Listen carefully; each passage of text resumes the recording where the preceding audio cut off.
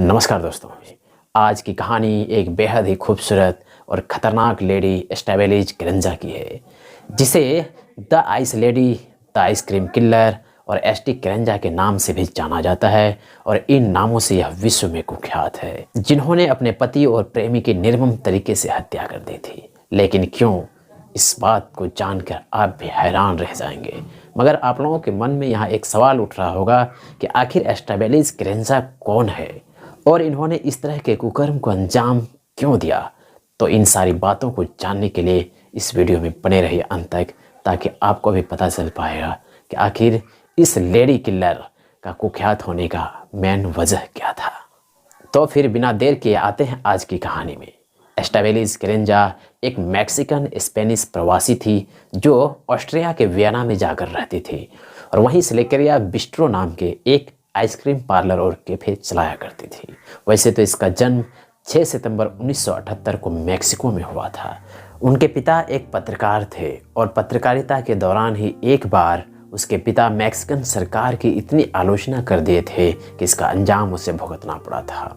एक रात पुलिस दल बल के साथ उसके घर आए थे छापेमारी करने के लिए, जब एस्टेबेलिज किरंजा छोटी थी। उसके पिता परेशान होकर अंततः मैक्सिको छोड़कर स्पेन चले गए पूरे परिवार के साथ। मगर इस घटना का एसटी किरंजा के ऊपर भी प्रभाव पड़ा, क्योंकि स्पेन में फिर से जीवन शुरू करना उसके परिवार के लिए उतना आसान नहीं था। और एसटी किरंजा को लगा कि यहाँ के लोग हम लोगों को है दृष्टि से देखते हैं। उसे कभी नहीं लगा कि यहाँ अच्छे दोस्त या संबंध बना सकती हूँ।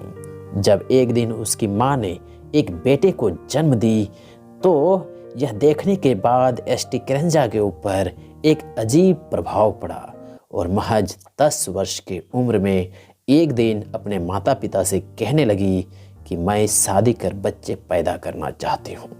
मगर उस समय उसके माँ बाप हंस पड़े थे, यह सोचकर कि यह अभी बच्ची है, नादान है। मगर एसटी किरंजा उस बात को लेकर गंभीर थी। जब वह किशोरावस्था में पहुंची तो नाइट क्लब में जाना शुरू कर दी। उसकी तीव्र इच्छा थी कि उसे कहीं भी एक अच्छा बॉयफ्रेंड मिल जाए जो उससे शादी करे और फिर बच्चे पैदा करे। अपनी इसी इच्छा को पूरी करने के लिए नाइट क्लब में जाती थी और पुरुषों का ध्यान अपनी ओर आकर्षित करने का कोशिश करती थी। उसकी इस हरकत का नाजायज फायदा उठाते हुए एक दिन एक बुजुर्ग व्यक्ति अपने घर के निजी पार्टी में एसटी किरंजा को आमंत्रित किया। और जब एसटी किरंजा वहां पहुंची तो उसे एक खाली कमरे में ले गया और उसे बांधकर उनके साथ हर वो दरिंदगी की जिसे नहीं करना चाहिए। उस बुजुर्ग ने एसटी के साथ यौन शोषण किया था। उसके बारे में वह अपनी किताब my two lives the true story of the ice lady में जिक्र की है। फिर 17 वर्ष की उम्र में उसे पहला बॉयफ्रेंड मिला।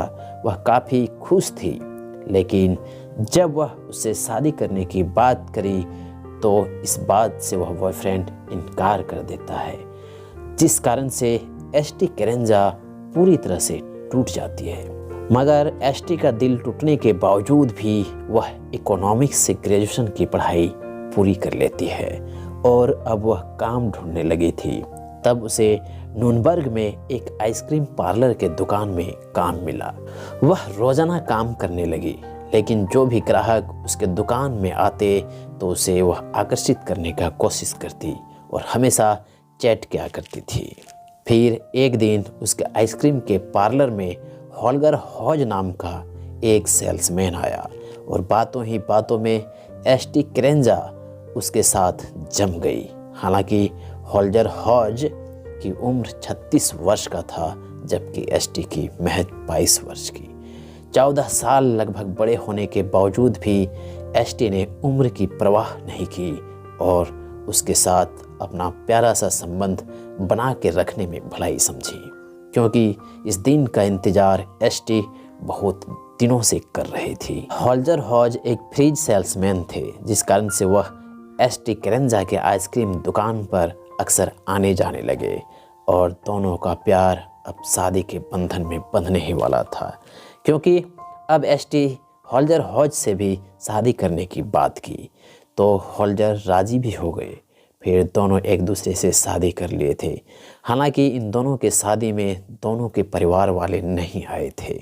एसटी करेंजा होल्जर हॉज से शादी करने के बाद काफ़ी खुश थी, क्योंकि उसे अंदर ही अंदर यह लगने लगा था कि अब मेरे वर्षों के सपने पूरा होने वाली है, क्योंकि होल्जर हॉज अब मेरे साथ सोएंगे और हम लोग एक दूसरे के साथ संबंध बनाएंगे। इसके बाद हम बच्चे पैदा कर पाएंगे। मगर जब भी एसटी करेंजा होल्जर हॉज के साथ सोती थी और एक दूसरे से संबंध बनाने की बात करती थी, तब होल्जर हॉज किसी न किसी बहाने को लेकर इस बात से मना कर दिया करता था, क्योंकि होल्जर हॉज के मन में यह बैठ चुका था कि संबंध बनाने का मतलब होता है संतानों उत्पत्ति, और हम लोग अभी उस लायक नहीं हैं, क्योंकि दोनों दूसरे के अंडर ही अभी काम करते थे। इसलिए होल्जर हॉज एसटी करेंजा को यह समझाते थे कि जब तक हम लोग अपना काम शुरू नहीं कर देते हैं तब तक बच्चे पैदा करना शायद उचित नहीं है। इस बात को लेकर एसटी करेंजा बहुत दुखी होती है, मगर मान भी जाती है, क्योंकि वह भी यह सोचने लगती है कि शायद हम लोग अपना काम शुरू कर लेंगे, इसके बाद संबंध बनाएंगे और बच्चे उत्पन्न होगा तो बेहतर होगा। इस तरह 1 से 2 साल गुजर जाते हैं। फिर जब एसटी करेंजा दबाव बनाने लगती है होल्जर हॉज के ऊपर संबंध बनाने के लिए, तब होल्जर हॉज कहते हैं कि तुम्हें ऑस्ट्रिया घूमने का बहुत शौक़ है ना? तो एसटी करेंजा कहती है हाँ। तो होल्जर हॉज एक सलाह देते हैं कि क्यों ना हम लोग ऑस्ट्रिया चले जाएं और वहाँ आइसक्रीम पार्लर का दुकान खोलें। आइसक्रीम पार्लर का दुकान चलेंगे भी और कस्टमर की भीड़ लगेगी तो हम दोनों का जीवन निर्वाह बड़े अच्छे से हो जाएगा। फिर हम लोग बच्चे उत्पन्न करेंगे। इस बात से एसटी करेंजा काफ़ी खुश हो जाती है और एसटी करेंजा होल्जर हॉज के साथ ऑस्ट्रिया चली आती है, जहाँ वियना में वह एक स्लेकेरिया बेस्ट्री नाम के आइसक्रीम पार्लर भी खोलती है, जिसमें काफ़ी पैसा इन्वेस्ट भी कर चुकी थी। और होल्जर हॉज और एसटी करेंजा उस आइसक्रीम पार्लर को चलाने लगते हैं। काफ़ी बड़े सपने संजोए थे, क्योंकि दोनों को यह लग रहा था कि आइसक्रीम पार्लर में काफ़ी भीड़ लगेगी और काफ़ी इनकम होगी समय पर। मगर होल्जर हॉज कभी भी आइसक्रीम पार्लर में नहीं जाते थे और इस काम में एसटी करेंजा का सहयोग भी नहीं करते थे।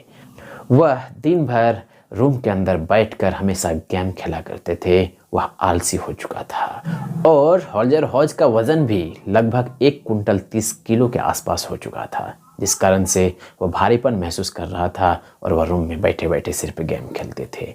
इस बात से एसटी करेंजा काफ़ी दुखी हो जाते हैं और वह मन ही मन गुस्सा करने लगी थी, क्योंकि एसटी करेंजा उस आइसक्रीम पार्लर को खुद चलाती थी और सब मेहनत एसटी करेंजा ही क्या करती थी, बैठ के होल्जर हॉज सिर्फ खाते थे।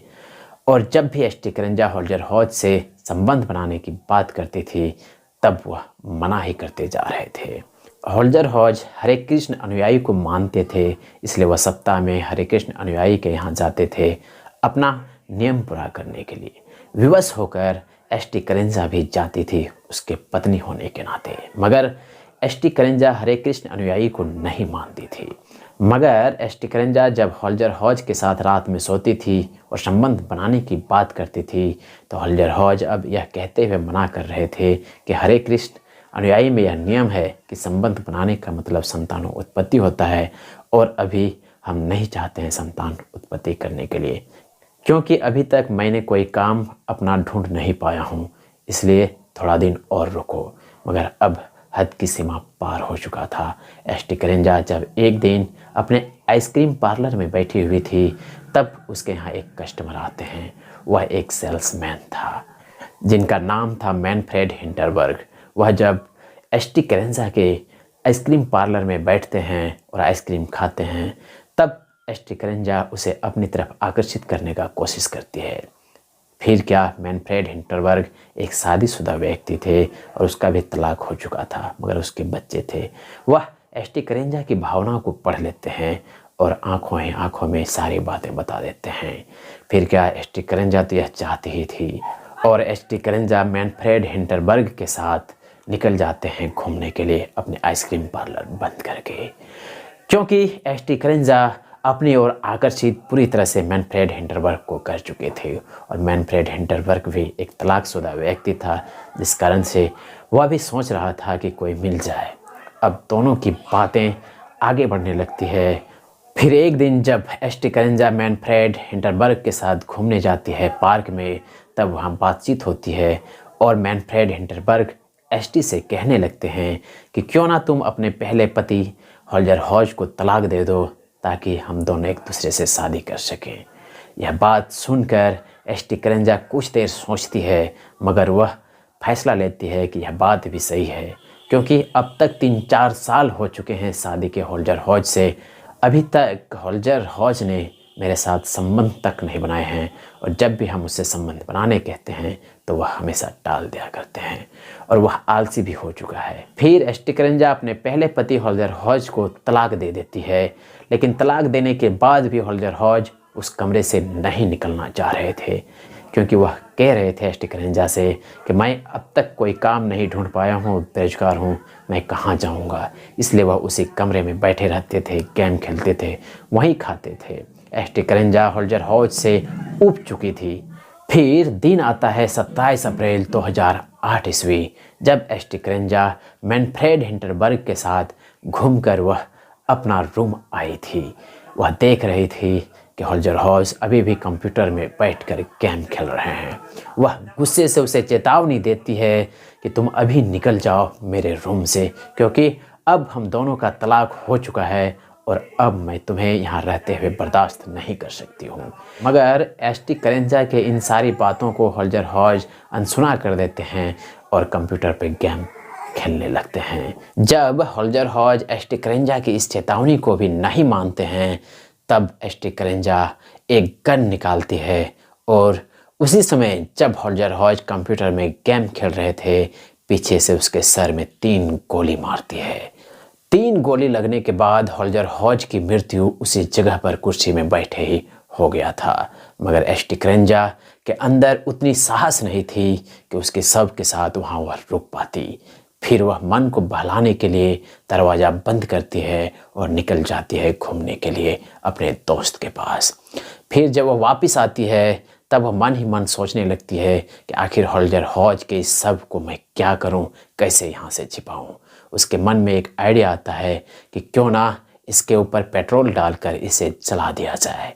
वह उसके ऊपर पेट्रोल भी डालती है और आग लगा देती है, मगर काफ़ी अधिक धुआं होने के कारण उसके पड़ोसी उसके यहाँ आ जाते हैं पूछने के लिए कि आखिर क्या हो रहा है तुम्हारे घर के अंदर, जो इतनी बदबू आ रही है तुम्हारे घर के अंदर जो धुआं निकल रही है। एस्टी करेंजा वहाँ उस पड़ोसी से यह बहाना बनाती है कि घर के अंदर मछली भूंज रहे थे और जल जाने के कारण इतनी धुआं आ रही है और बदबू भी आ रही है।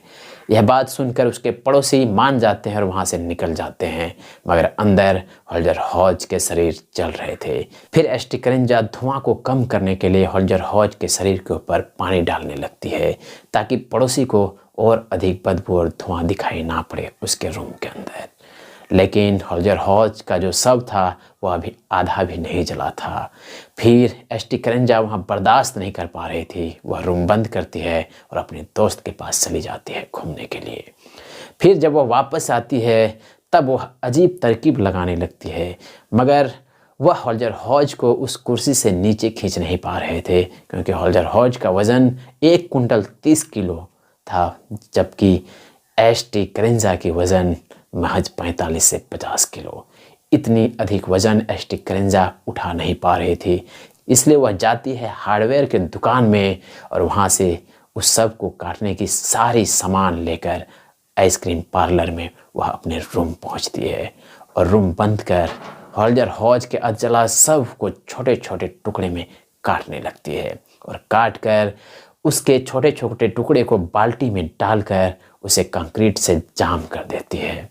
जाम करने के बाद वह सभी बाल्टी को अपने आइसक्रीम पार्लर के निचले वाले फ्लोर में तहखाने में ले जाकर रख देती है, ताकि किसी को पता तक ना चले। उस तहखाने में कोई भी आते जाते नहीं थे।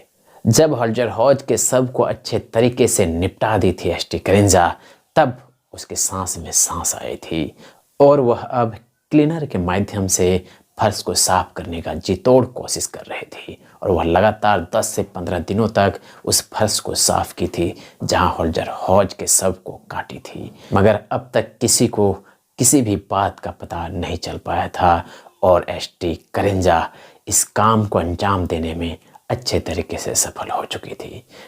फिर एसटी करेंजा मैनफ्रेड हिंटरबर्ग के साथ शादी की बात करने लगती है और वह कहती है कि होल्जर हॉज अब मेरे कमरे से जा चुका है। मैनफ्रेड हिंटरबर्ग को भी इस बात का पता नहीं चल पाया था कि एसटी करेंजा होल्जर हॉज का कत्ल कर चुका है। अब होल्जर हॉज का काम तमाम तो हो चुका था, इसलिए एसटी करेंजा मैनफ्रेड हिंटरबर्ग के ऊपर शादी का दबाव बनाने लगती है। मैनफ्रेड हिंटरबर्ग अंततः एसटी करेंजा के साथ शादी भी कर लेते हैं और एसटी करेंजा फिर से सपने देखने लगी थी कि शायद जो सपना मैंने 10 वर्ष की उम्र में देखी थी वह पूरा हो सकेगा अब। मगर अब भी उसके सपने बनकर ही रहने वाली थी, क्योंकि मैनफ्रेड हिंटरबर्ग का चक्कर किसी और लड़की के साथ चल रहा था और मैनफ्रेड हिंटरबर्ग हमेशा सोशल मीडिया प्लेटफॉर्म में जाकर किसी दूसरे लड़की का फ़ोटो देखा करता था और फिर चैट किया करते थे। मगर इस बात को जब एसटी करेंजा जान जाती है तब वह काफ़ी टूट जाती है और अंदर से काफ़ी क्रूर हो जाती है, क्योंकि वह बार बार मैनफ्रेड हिंटरबर्ग से कह रही थी कि मेरे साथ संबंध बनाओ, मैं एक बच्चे पैदा करना चाहती हूँ। मगर इतना गिड़गिड़ाने के बावजूद भी मैनफ्रेड हिंटरबर्ग उसके साथ संबंध नहीं बनाते थे। शादी के बाद मैनफ्रेड हिंटरबर्ग यह कहने लगे थे कि एसटी करेंजा तुम देखने में मुझे उतनी पसंद नहीं हो। इस बात को सुनकर एसटी करेंजा टूट जाती है और मन ही मन ये सोचने लगती है कि यदि तुम मेरे ज़िंदगी में नहीं आए होते तो शायद मैं होल्जर हॉज का कत्ल भी नहीं किया होता और उसको तलाक भी नहीं दी होती। मगर एसटी करेंजा के सामने यह सवाल था कि अब वह करें तो करे क्या, और वह मन ही मन यह सोचने लगती है, विचारने लगती है और इतनी क्रूर हो जाती है कि नवंबर 2010 के एक रात जब वह मैनफ्रेड के साथ बेड में सोई थी, वह मैनफ्रेड से संबंध बनाने के लिए कह रही थी, मगर मैनफ्रेड दीवार की तरफ मुँह करके सो गया था। फिर वह गुस्से से उस बेड से निकलकर जाती है और जहाँ गन रखी हुई थी वह गन लेकर आती है और एसटी करेंजा उसके पीछे से उसके सर में 4 गोलियां मारती है। मैनफ्रेड हिंटरबर्ग की मौत उसी समय गोली लगने से हो जाती है, मगर एसटी करेंजा के लिए इस बार उसके शव को छिपाना उतनी कठिन नहीं था जितना होल्जर हॉज का था, क्योंकि अब वह जान चुकी थी कि इसके शव के साथ भी वही कर्म करना है। वह उस तेज धारदार वाले आरी लाते हैं और उसके शव के छोटे छोटे टुकड़े कर गमले में रखकर कंक्रीट से जाम कर देते हैं और आइसक्रीम फ्लोर के सबसे निचले सतह में ले जाकर रख देती है। इस बार उसके लिए ये सब काम करना बिल्कुल आसान था और वह अपने आइसक्रीम पार्लर से निकलकर चली जाती है घूमने के लिए, क्योंकि मैनफ्रेड हिंटरबर्गर का कत्ल करने के बाद एसटी करेंजा कुछ डरी हुई थी। अब एसटी करेंजा होल्जर हॉज और मैनफ्रेड हिंटरबर्गर का कत्ल करने के बाद एक नई साथी की तलाश में थी और हर शाम को अब वह पार्क में घूमने जाया करती थी और पुरुषों को अपने ओर आकर्षित करने का कोशिश किया करती थी, क्योंकि वह अब भी उस पुरुष और उस साथी के तलाश में थी जो उसकी इस ख्वाहिश को पूरी कर सके। और उसे अंततः वह साथी भी मिल जाते हैं। नाम था रोलैंड, जिसका उम्र 47 वर्ष था और इस 47 वर्षीय रोलैंड के साथ उसका अफेयर चलना शुरू हो जाता है। मगर अफेयर के दौरान ही रोलैंड एसटी करेंजा के साथ शारीरिक संबंध बनाते हैं, जिसके बाद एसटी करेंजा गर्भवती रह जाती है। अभी तक रोलैंड एसटी करेंजा के साथ शादी तक नहीं किए थे। जब एसटी करेंजा को इस बात का पता चलती है कि वह 3 महीने की गर्भवती है तो खुशी से नाचने लगती है, क्योंकि उसकी यह ख्वाहिश 10 वर्ष के उम्र में ही जगी थी और अब तक पूरा नहीं हो पाई थी। फिर दिन आता है 6 जून 2011 ईस्वी। सुबह का 9 बज रहा था ऑस्ट्रिया के वियना में, जब एसटी करेंजा थके हुए कदमों के साथ उस दिन आइसक्रीम पार्लर जाती है और अपना दुकान खोलती है। तब उस समय वह देखती है कि कुछ मजदूर मिस्त्री के साथ उस निचले फ्लोर में जा रहे हैं जहां वह होल्जर हॉज और मैनफ्रेड हिंटरबर्ग का टुकड़े टुकड़े करके गमले में शव को रखी थी, कंक्रीट से जाम करके। जब एसटी करेंजा उस मजदूर से पूछते हैं कि आखिर क्या बात है, आप लोग उस निचले फ्लोर में क्यों जा रहे हो, तब वह बताते हैं कि एक पाइप फट गया है, उसे ठीक करना है। फिर 2-4 मजदूर और मिस्त्री जब उस फ्लोर के तहखाने में जाते हैं उस फटे हुए पाइप को ठीक करने के लिए, तब उसका नज़र पड़ जाता है एक गमले में। वह देखते हैं कि एक मनुष्य का पैर कंक्रीट में जाम किया हुआ निकला हुआ है।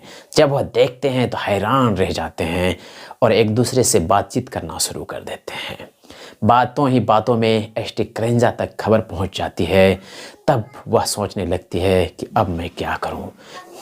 फिर उस मजदूर और मिस्त्री को लगने लगता है कि इसकी जानकारी पुलिस को देनी चाहिए, और इस बात की सूचना जब वहाँ के नज़दीकी पुलिस को दिया जाता है तो पुलिस जल्दीबाजी में उस फ्लोर की तरफ आने लगती है। या देखते ही एसटी क्रेंजा उस आइसक्रीम पार्लर से भाग जाती है। पुलिस उस फ्लोर को चारों तरफ से घेर चुकी थी और जितने भी गमले थे उस फ्लोर के तहखाने में उसे निकाल कर निरीक्षण करने का कोशिश कर रहे थे। उधर एसटी क्रेंजा पुलिस के आने से पहले ही अपने आइसक्रीम पार्लर से निकल चुकी थी और बैंक में जाकर वह अपने पैसे निकालने का कोशिश कर रही थी ताकि उन पैसों को लेकर वह भाग सके। मगर वह पासबुक अपने आइसक्रीम पार्लर में भूल चुकी थी। फिर वह दिमाग लगाने लगती है और एक सफाई कर्मी महिला को फ़ोन करती है जिसे वह अच्छी तरह से जानती थी। जैसे ही वह सफाई कर्मी महिला एसटी क्रेंजा के पास आती है उस बैंक में, तब वह कहने लगती है कि मेरी सहायता कीजिए क्योंकि मेरी जान खतरे में है। वह सफाई कर्मी महिला से कहने लगती है कि मेरे पासबुक उस आइसक्रीम पार्लर के दुकान में है, वहां जाकर कृपया आप मेरी पासबुक ला दीजिए। वह सफाई कर्मी महिला उस आइसक्रीम पार्लर में जाती है और उसके पासबुक को जल्दीबाजी में लेकर एसटी क्रेंजा को दे देती है। तब एसटी क्रेंजा उस सफाई कर्मी महिला को गले लगा लेती है। वह कहती है कि इस सहायता को मैं ज़िंदगी भर कभी नहीं भूल पाऊंगी, और वह जल्दीबाजी में 10,000 यूरो उस बैंक से निकालते हैं जो उसके आइसक्रीम पार्लर के सामने ही था, और टैक्सी लेकर भागने का कोशिश करती है। मगर थोड़ी दूर जाने के बाद उसे पता चलता है कि पासपोर्ट भी उसके आइसक्रीम पार्लर में ही रह गया है। फिर वह सोचने लगती है कि अब मैं क्या करूं। वह फिर एक सासा नाम की लड़की को बुलाती है जिसे वह जानती थी और हेल्प मांगती है कि प्लीज़ आप मेरा पासपोर्ट ला के दीजिए। फिर सासा नाम की जो लड़की थी वह एसटी क्रेंजा की सहायता भी करती है।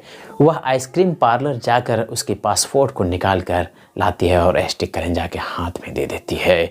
फिर एसटी क्रेंजा पासपोर्ट लेकर जल्दीबाजी में टैक्सी के माध्यम से नज़दीक के एयरपोर्ट पहुंचती है और पेरिस जाने वाले विमान का टिकट कटवाती है। मगर तब तक आइसक्रीम फ्लोर की यह खबर तेज़ी से वहां फैल चुका था, जिस कारण से एसटी क्रेंजा डर चुकी थी। उसे लगने लगा था अंदर से कि यदि मैं पेरिस वाले विमान में जाऊंगा और पुलिस वहां चेक करेगी तो यहीं मैं पकड़े जाऊंगी और फिर पुलिस मुझे यहीं गिरफ्तार कर लेंगे। फिर जल्दीबाजी में एसटी क्रेंजा यह सोचती है कि विमान में जाना अच्छी बात नहीं है क्योंकि वहाँ पुलिस चेक करने वाली है। वह टैक्सी के माध्यम से इटली जाना ही उचित समझती है। वह एक टैक्सी ड्राइवर को यह कहते हुए इटली जाने की बात करती है कि वह एक नर्तकी है और वहाँ उसका एक प्रोग्राम है, इसलिए जल्दीबाजी में उसे इटली जाना है। मगर वह टैक्सी ड्राइवर कहते हैं कि मैं इटली तक तो नहीं जा सकती हूँ लेकिन आधे रास्ते की सफ़र ज़रूर करवा सकता हूँ। फिर एसटी क्रेंजा जल्दीबाजी में उस टैक्सी में बैठते हैं और टैक्सी ड्राइवर को कहते हैं इटली की तरफ जाने के लिए। वह टैक्सी ड्राइवर एसटी क्रेंजा को बैठाकर जल्दीबाजी में टैक्सी चलाने लगते हैं। वह टैक्सी ड्राइवर अभी अपने जीप को लेकर आधे सफ़र पूरा किया ही था कि उसी समय उसे एक सूचना सुनाई देता है। वह यह था कि आइसक्रीम पार्लर के तहखाने में 2 लोगों के कत्ल करने के बाद उसके शव को कंक्रीट से जाम कर दिया गया था, और वह जाम करने वाली कोई और नहीं बल्कि एसटी क्रेंजा थी जो यहाँ आइसक्रीम पार्लर चलाया करती थी, और वही एसटी क्रेंजा उसके जीप में बैठी थी। टैक्सी ड्राइवर जब मुड़ कर देखते हैं तो एसटी क्रेंजा सारी बातें उस टैक्सी ड्राइवर को बताने लगती है और उससे सहायता की भीख मांगने लगती है। फिर टैक्सी ड्राइवर एसटी क्रेंजा की बात को मानते हुए उसके बाकी की सफ़र पूरी करवा देते हैं।